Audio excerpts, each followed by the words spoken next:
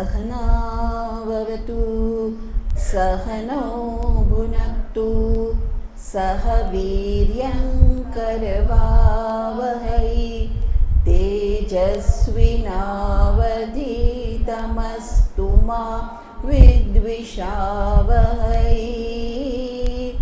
ओम शांति शांति शांति। आज अहींया सत्संग माटे भक्ति ए विषय आपणे नक्की कर्यो छे। પહેલાં હું બીજું વિચારતી હતી, પણ પછી મને થયું કે ચાતુર્માસ ચાલી રહ્યો છે, શ્રાવણ મહિનો ચાલી રહ્યો છે, એટલે ભક્તિનો સમય છે, તો ભક્તિ વિશે આપણે થોડી વાત કરીએ અને ભક્તિને આપણે ખરેખર સમજીએ. ભક્તિ તો આપણે બધા કરતા જ હોઈએ છીએ. આપણે જન્મ્યા હોય ત્યારથી, આપણને નાના હોય ત્યારથી મમ્મી પપ્પા કહે કે જે કરો, ધૂપ કરો, દીવો કરો, એટલે બધા કંઈક ને કંઈક આવા સંસ્કારથી તો ઉછર્યા જ હોય છે કે જન્મ્યા ત્યારથી આપણે ભગવાનને મા બાપ શીખવાડતા હોય કે ભગવાનને પગે લાગવાનું, બહાર જાઓ તો પગે લાગો, દીવો કરો. આવા સંસ્કારથી બધા ઉછર્યા હોય છે. પણ ખરેખર ભક્તિનું જીવનમાં શું સ્થાન છે ને ભક્તિ આપણને ક્યાં સુધી લઈ જઈ શકે, એટલે એક ભક્તિ વિશે વાત કરવાનું નક્કી કર્યું. અને મેં કીધું એમ કે ચોમાસું છે એટલે આપણે દેવ પોઢીથી દેવ ઉઠી 11 આપણે 4 મહિનામાં ધર્મનું એનું બહુ જ મહત્ત્વ હોય છે. અને શ્રાવણ મહિનામાં શિવજીની પૂજાનું ખાસ મહત્ત્વ છે. એટલે ધર્મના આ દિવસો છે.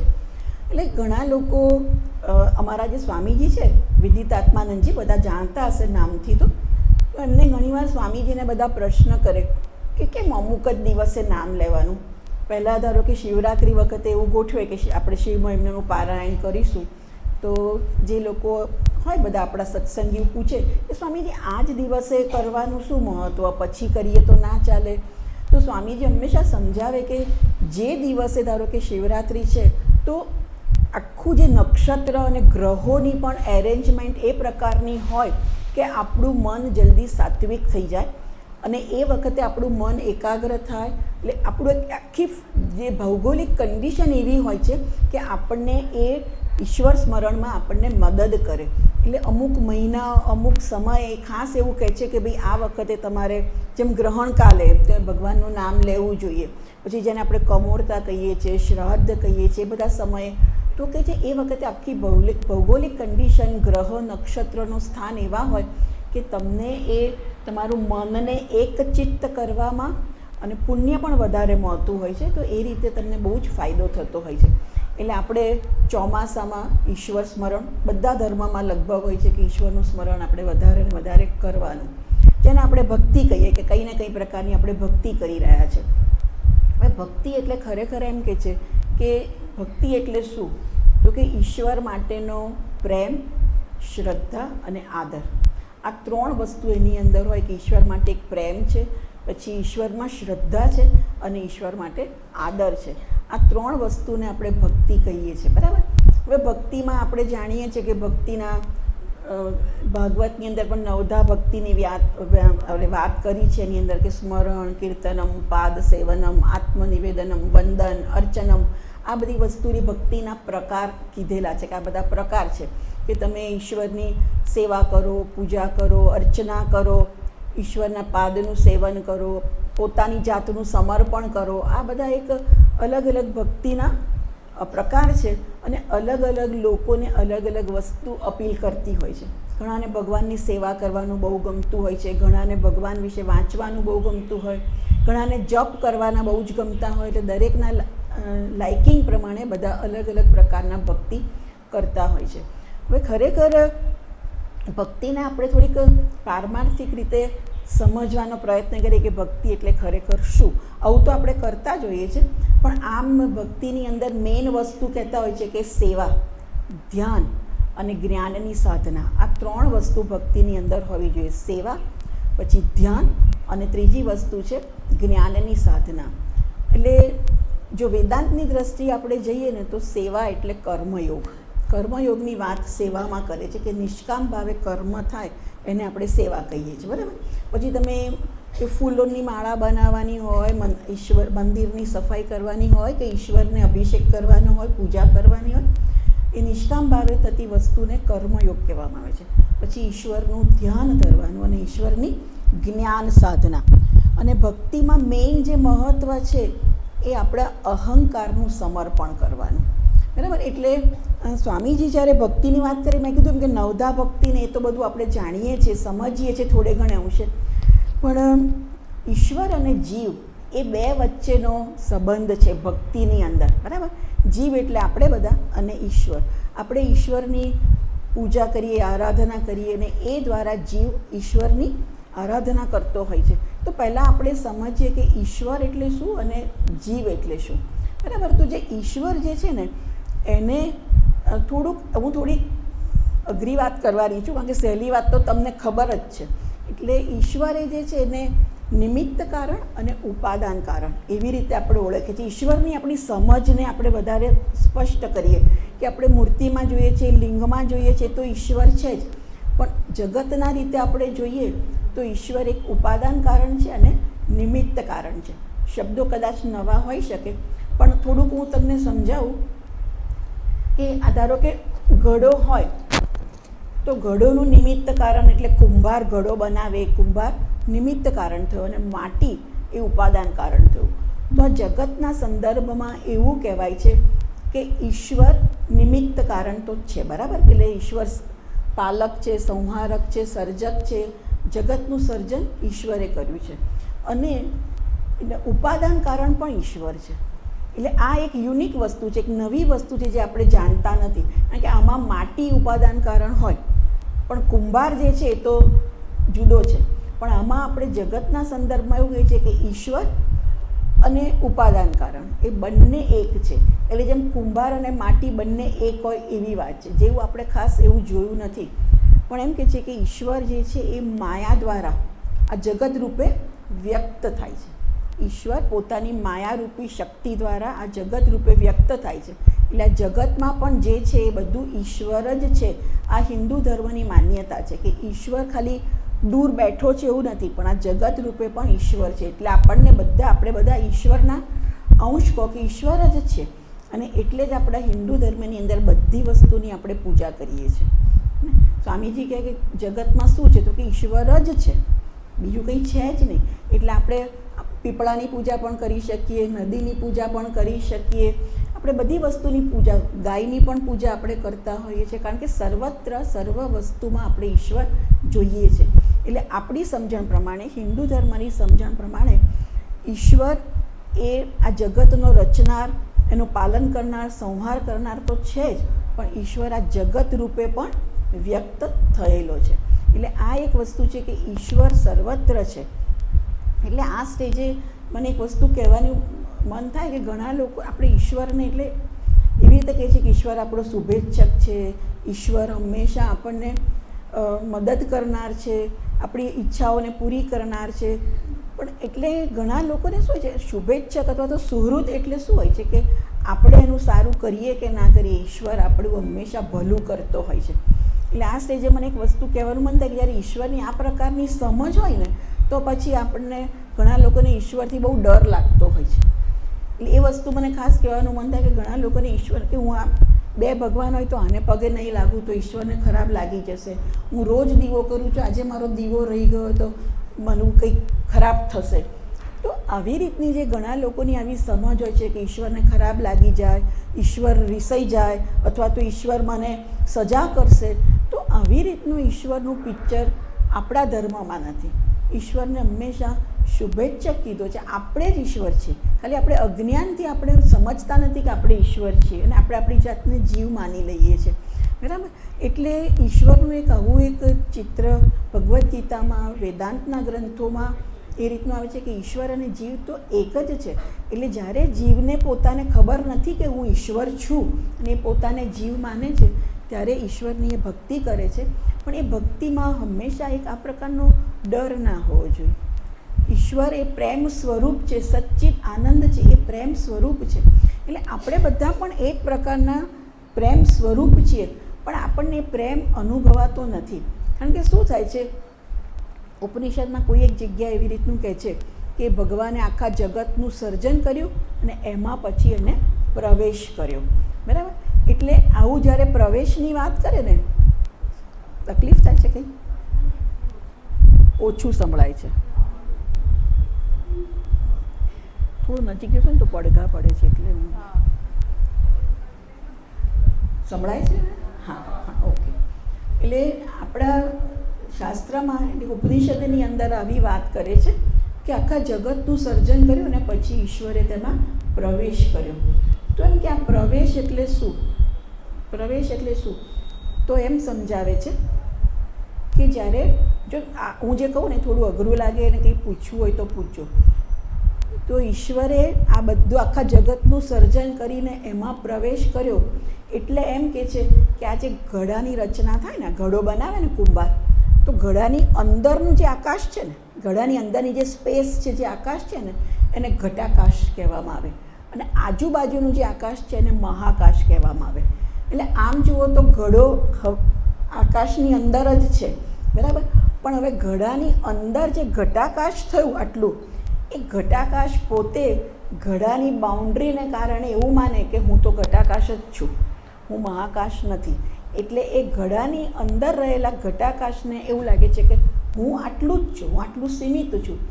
એવી રીતે જ્યારે ભગવાને બધા પ્રાણીઓની રચના કરી આપણા મનુષ્ય સાથે અને ઈશ્વરે એમાં પ્રવેશ કર્યો, પણ જે અંદર જે પ્રવેશ કર્યો એ પછી એવું માનવા માંડ્યો કે હું તો આ દેહ જેટલો જ છું અને દેહની મર્યાદા એ મારી મર્યાદા છે. એટલે એ જે ઉત્પન્ન થયો એ જીવ અને જે સંહારક છે, સર્જક છે, એ છે ઈશ્વર, બરાબર. તો હવે જીવ પોતાની જાતને મર્યાદિત માને છે અને પોતાને મુક્ત કરવા માટે, મુક્ત થવા માટે કે મોક્ષની પ્રાપ્તિ માટે જે પ્રયત્ન કરે છે એ ભક્તિ, બરાબર.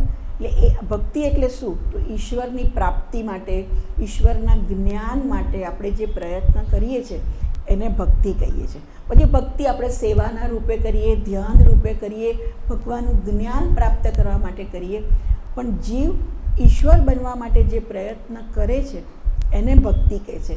અને જેમ જેમ ભક્તિનો વિકાસ થતો જાય એમ આપણે ઈશ્વર સાથેનું અંતર ઓછું ને ઓછું થતું જાય.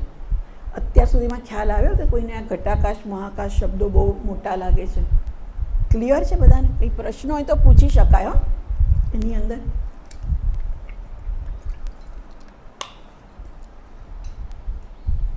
હવે છે ને ઈશ્વરને મેં કીધું એમ કે ઈશ્વરને પોષક કહે છે, ઈશ્વરને શુભેચ્છક કહે છે, ઈશ્વરને આપણે આપણો રક્ષક માનીએ છીએ, કાળજી લે છે. એટલે ઈશ્વર બધા પ્રાણીઓની કાળજી લેતો હોય છે. હવે આપણે ભક્તિના તબક્કા, તો ભક્તિના તબક્કાની અંદર એવી રીતનું કહેવામાં આવે છે કે પહેલાં આપણે કર્મફળ ઈશ્વરને આપવાનું, ત્યાર પછી આપણું કર્મ ઈશ્વરને આપવાનું, અને ત્યાર પછી ચિત્ત ઈશ્વરમાં રત કરવાનું, અને છેલ્લે આપણે જ્ઞાન પ્રાપ્ત થાય એટલે અહંકારનું આપણે સમર્પણ કરવાનું. આ રીતે ભક્તિના તબક્કા છે. એટલે આપણે ભક્તિને આપણે વધારે અર્થપૂર્ણ બનાવીએ, વધારે મિનિંગફુલ બનાવીએ, ખાલી આપણે ક્રિયાકાંડ કર્યા કરીએ એવું નહીં. એટલે પહેલું કહે છે કે ઈશ્વરને શું સમર્પિત કરવાનું? તો કે કર્મફળ સમર્પિત કરવાનું. એટલે શું કે ઈશ્વર આપણે જે કર્મ કરીએ, સુંદર રીતે કર્મ કરીએ, કારણ કે આપણે ઈશ્વર માટે કર્મ કરી રહ્યા છીએ, એટલે શ્રેષ્ઠ કરીએ, આપણું શ્રેષ્ઠ ઓફર કરીએ, અને જે કર્મફળ આવે એને આપણે પ્રસાદ તરીકે સ્વીકારીએ, બરાબર. કર્મ કોઈક વાર આપણું ધાર્યું થયું, કોઈ વાર આપણું ધાર્યું ના થયું. આ જે બધી વસ્તુ થઈ ઈશ્વરનો પ્રસાદ છે એ રીતે આપણે સ્વીકારતા જઈએ કે જે આપ્યું છે ઈશ્વરે આપ્યું છે. એટલે કહે છે કે ઘણીવાર આપણું ધાર્યું ના થાય તો આપણને દુઃખ થતું હોય છે કે આપણે ઈચ્છીએ તે ના થાય, જેના માટે પ્રયત્ન કર્યો હોય એ ના થાય તો આપણને દુઃખ થતું હોય છે. પણ એમ કહે છે કે ઈશ્વરે જે આપ્યું એ આપણા સારા માટે હશે, આવી એક આપણે ભાવના રાખીએ. મને કંઈક શીખવવા માટે આવું થયું હશે. અને બીજું કહે છે કે તમે જે કર્મ કર્યું એ ક્યારે પણ નિષ્ફળ જતું નથી. એ કર્મનું ફળ તમને મળવાનું જ છે. તમારું ધાર્યું ફળ તમને ના મળ્યું, ઈચ્છિત ફળ ના મળ્યું, તો આપણે એમ માનીએ કે આ જે કર્મ જે છે, જે ફળ મળ્યું એ મારા વિકાસ માટે જરૂરી હશે. એટલે ઈશ્વર પર એક આવી શ્રદ્ધા, ઈશ્વરના અસ્તિત્વનો સ્વીકાર અને ઈશ્વર પર શ્રદ્ધા. હવે જે લોકોને આ પ્રકારની શ્રદ્ધા છે, અથવા તો ધીરે ધીરે આ શ્રદ્ધા ડેવલપ થતી જાય છે, વધે, ધીરે ધીરે શ્રદ્ધા વધતી જાય, જેમ જેમ આપણે ઈશ્વરને સમજતા જઈએ, જેમ જેમ આપણી ભક્તિ વધતી જાય, એમ આપણી શ્રદ્ધા પણ ધીરે ધીરે વધતી જાય. અને એ લોકો જે આ શ્રદ્ધા ડેવલપ કરી શકે છે જે લોકો કર્મફળને પ્રસાદ તરીકે સ્વીકારી શકે છે એ લોકોને જીવનમાં એક નિરાંત હોય છે. એમને જે હરિ કરશે તે મમ હિતનું, એટલે એમને કોઈ દિવસ ફરિયાદ જીવનમાં નથી હોતી. નહીંતર લોકોને જીવનમાં ખૂબ ફરિયાદ હોય છે, વર્તમાન કાળ વિશે પણ, ભૂતકાળમાં પણ. તમને ખબર નથી મેં શું સહન કર્યું, મારી સાથે કેવું થયું, મેં આટલું બધું કોઈના માટે ઘસાઈ પણ મને કશો બદલો મળ્યો નહીં. આવી બધી નેગેટિવ ફિલિંગ આપણામાં બહુ ભરાઈ જતી હોય છે કે આવું થયું, આવું થયું. પણ ધીરે ધીરે આપણે એવું માનીએ કે જે થયું એ કદાચ મારા ઘડતર, એક આપણા કર્મનું ફળ હશે. આપણે કંઈક ભૂતકાળમાં આપણાથી એવું થઈ ગયું હશે અજાણતા, એક વસ્તુ. બીજું, જે મને મળ્યું, જે મને પ્રાપ્ત થયું એ કંઈક ને કંઈક મને ઘડવા આવ્યું હશે. અમારા સ્વામીજી એક સરસ ઉદાહરણ આપે કે જ્યારે પથ્થરમાંથી કોઈ શિલ્પ સરસ કંડારવું હોય તો પેલી ટાંકણી મારવી પડે, હથોડા મારવા પડે.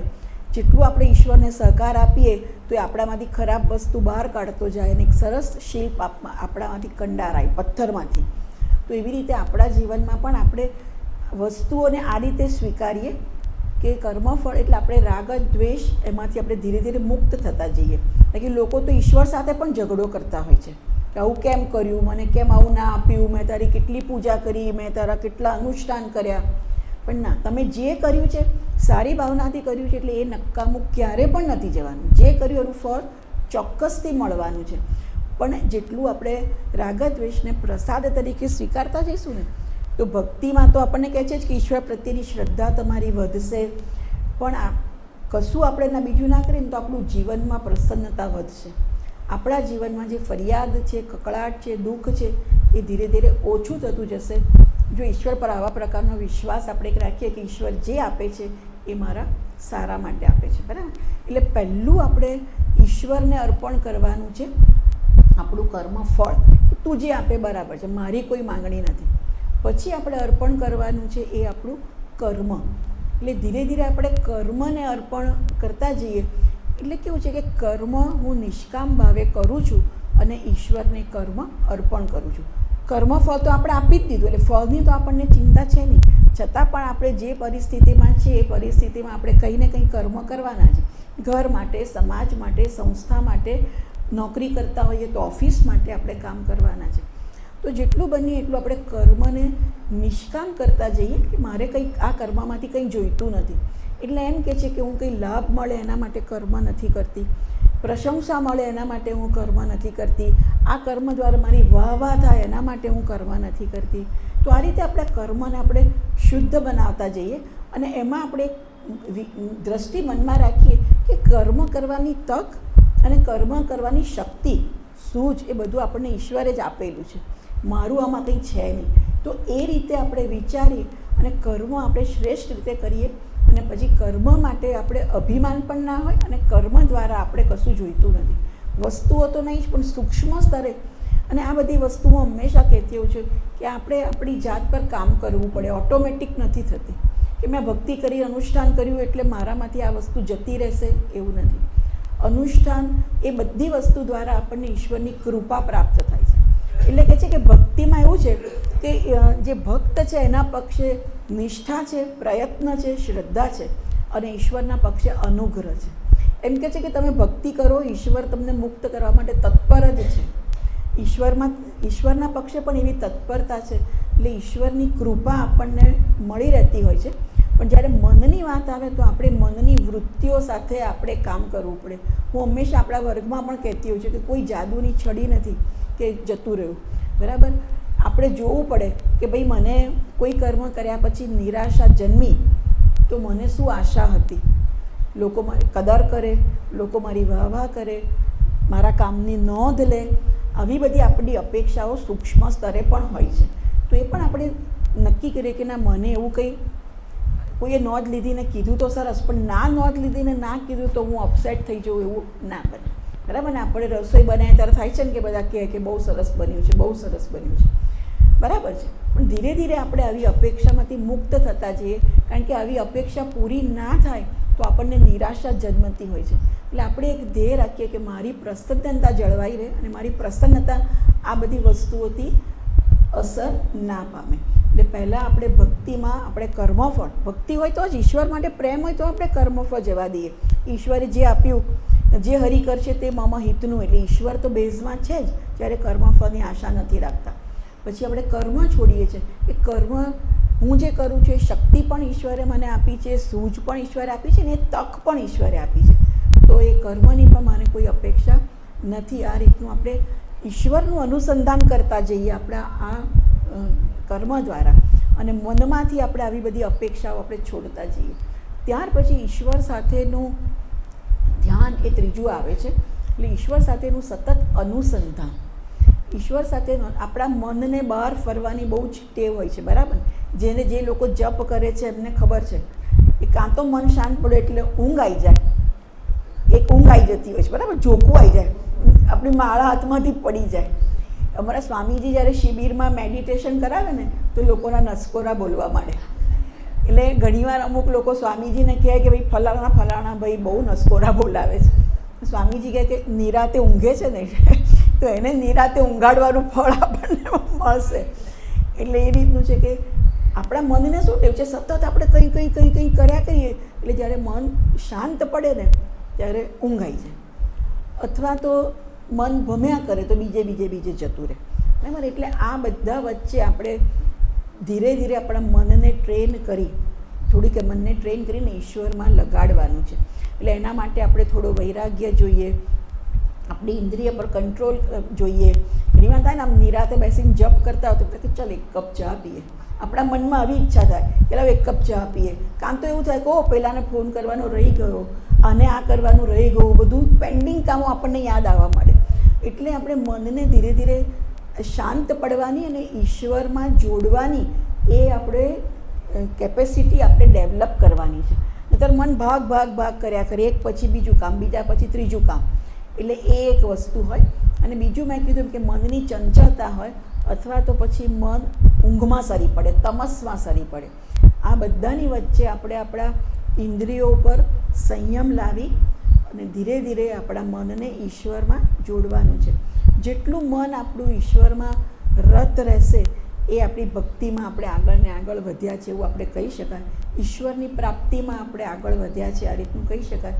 અને આ પ્રકારના મનની અને આ પ્રકારની વ્યક્તિની ગીતામાં ઠેર ઠેર પ્રશંસા કરી છે કૃષ્ણ ભગવાને, કે જે મને ભજે છે આ રીતે, જે સતત મારું ધ્યાન કરે છે, મને પ્રિય છે, એને હું ભક્તિ આપું છું, એને હું બુદ્ધિ યોગ આપું છું. આવી રીતની ઘણા બધા શ્લોકોમાં ભગવાન વચ્ચે વચ્ચે ટાંકતા જ હોય છે કે જે સતત મારામાં જ રત છે, જે મારું જ ભજન કરે છે, તો એવી વ્યક્તિને હું બુદ્ધિયોગ આપું છું, હું એને જ્ઞાન આપું છું, એ મને મારો પ્રિય ભક્ત છે. આવી રીતે ઠેક ઠેકાણે એમને પ્રશંસા કરી હોય છે. એટલે આપણે એક ધીરે ધીરે આપણા મનને ઈશ્વરમય કરવાનું છે, જેને ભગવદ આકાર વૃત્તિ, સતત ઈશ્વરનું ચિંતન કરતું રહે આપણું મન. એટલે જેટલું બને. અને આ સ્વામીજીમાં પણ મેં જોયું છે, સોમેશ્વર તીર્થજી છે ને એવું જે નામ, એ હંમેશા કોઈ વ્યર્થ વસ્તુમાં પોતાનો સમય બગાડે જ નહીં. હંમેશા સતત ઈશ્વર ભજન અને ઈશ્વરની જ વાત, એ સિવાયની કોઈ જ બીજી વસ્તુ નહીં. એટલે સતત જ્યારે કરીએ ત્યારે આપણને ઈશ્વર પ્રાપ્તિ માટે આપણું મન તૈયાર થતું હોય છે, ત્યારે આપણે ઈશ્વરના વિચારો આપણા મનમાં સતત રહેતા હોય છે. અને આ દ્વારા છેલ્લે આપણે આપણા અહંકારનું અર્પણ કરવાનું હોય છે. એટલે અહંકાર એટલે શું છે? અહંકાર એટલે આપણે ગુજરાતીમાં જેને અહંકાર, બહુ અહંકારી છે, બહુ પ્રાઉડી છે, આપણે શું કહીએ, બહુ અભિમાની છે. પણ અહીંયા જ્યારે વેદાંતમાં આપણે અભિમાન કે અહંકારને જુદી રીતે વાપરીએ છીએ. કઈ રીતે? આ દેહ, મન અને બુદ્ધિ સાથે જે તાદાત્મ્ય ધરાવે છે એ અહંકાર. એટલે હું મારી જાતને નિત્ય શુદ્ધ બુદ્ધ મુક્ત કે સચ્ચિત આનંદ આત્મા છું, ઈશ્વર છું એવું નથી માનતો. પણ હું કોણ છું? તો હું સોનલ છું, હું સ્ત્રીનો દેહ ધરાવું છું. એટલે આ દેહ, મન, બુદ્ધિ. મન સારું તો મારું મન પ્રસન્ન છે.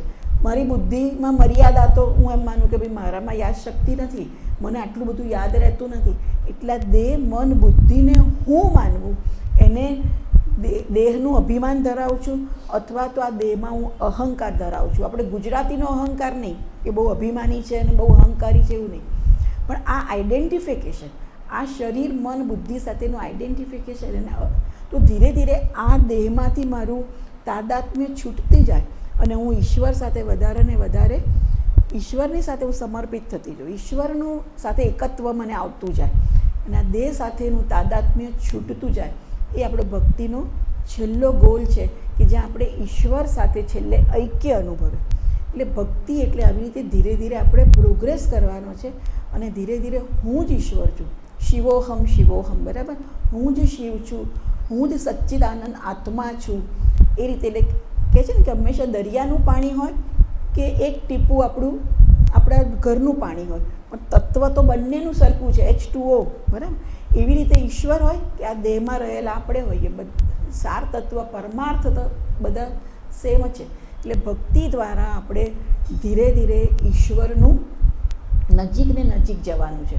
અને બીજું છે ને એક સરસ વસ્તુ એ કહે છે કે જ્યારે આપણે કીધું ને કે કર્મફળ આપણે ઈશ્વરને અર્પણ કરીએ છીએ, બરાબર, કે આપણે એને, તો એમાં ઘણીવાર એવું કહે છે કે આપણે જ્યારે કર્મફળની મને અપેક્ષા નથી, છતાં પણ ધારો કે લોકો એમ કે ભાઈ અમને તો બરાબર કામ ના કર્યું, એમને કામ કર્યું એમાં જો આવું કર્યું, એમાં થોડો પક્ષપાત કર્યો, તો આપણે ગમે તેટલું ઈચ્છીએ પણ હજુ આપણે સાધક છીએ, સાધનાના પથ ઉપર છે, તો આવી નેગેટિવ કોમેન્ટોથી ઘણીવાર આપણું મન દુઃખી થઈ જતું હોય છે. ભલે આપણે કર્મયોગ અપનાવ્યો છે અને કર્મયોગ પ્રમાણે આપણે બધું પોઝિટિવ નેગેટિવ બધું સ્વીકારવાના છે, પણ ઘણીવાર જગત તરફથી આવતા આવા પ્રતિભાવો આપણને અપસેટ કરી જતા હોય છે.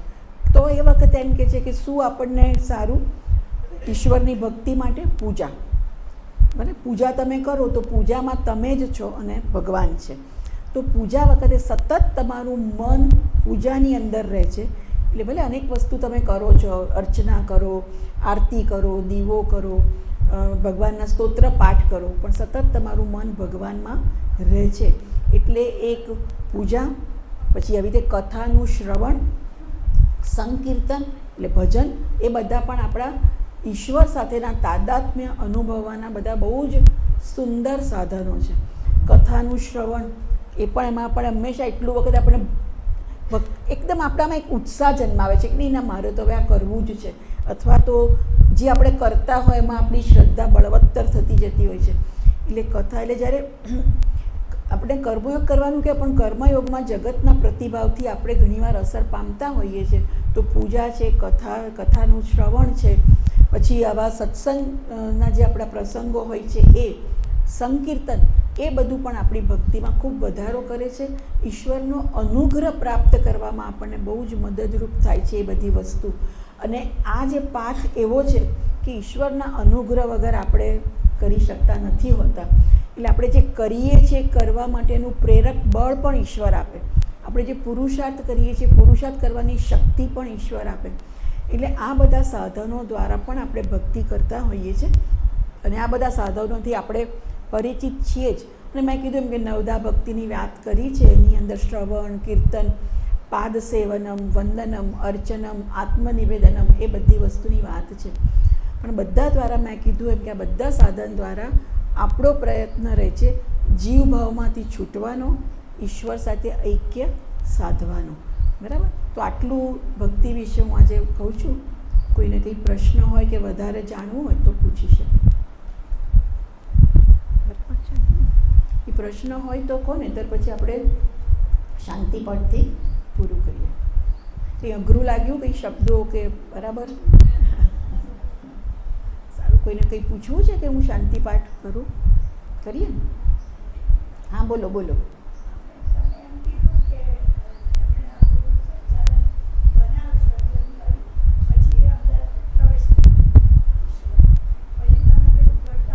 ઘડાનું ઉદાહરણ.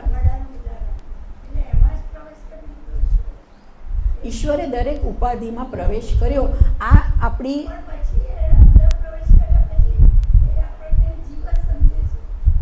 એ નથી સમજતો, આપણે સમજીએ છીએ.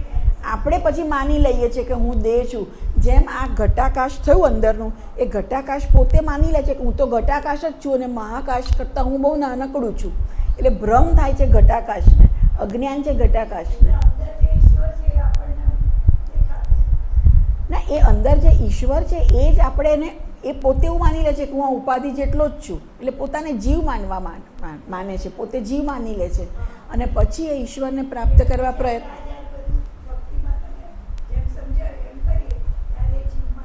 છેલ્લે આપણે જ્ઞાનરૂપી સાધના, જ્યાં આપણે ઈશ્વરનું જ્ઞાન પ્રાપ્ત કરીએ છીએ ને, એ માટે ઉપનિષદ છે, ભગવદ્ ગીતા છે, જે આપણને આ જ્ઞાન આપે છે. બરાબર છે? એ રીતે શાંતિ પાઠ કરું છું.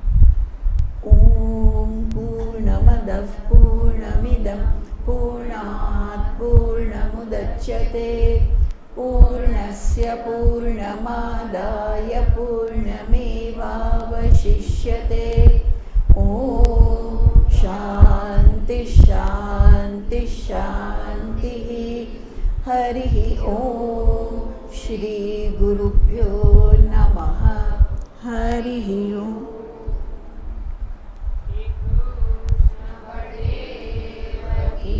જય.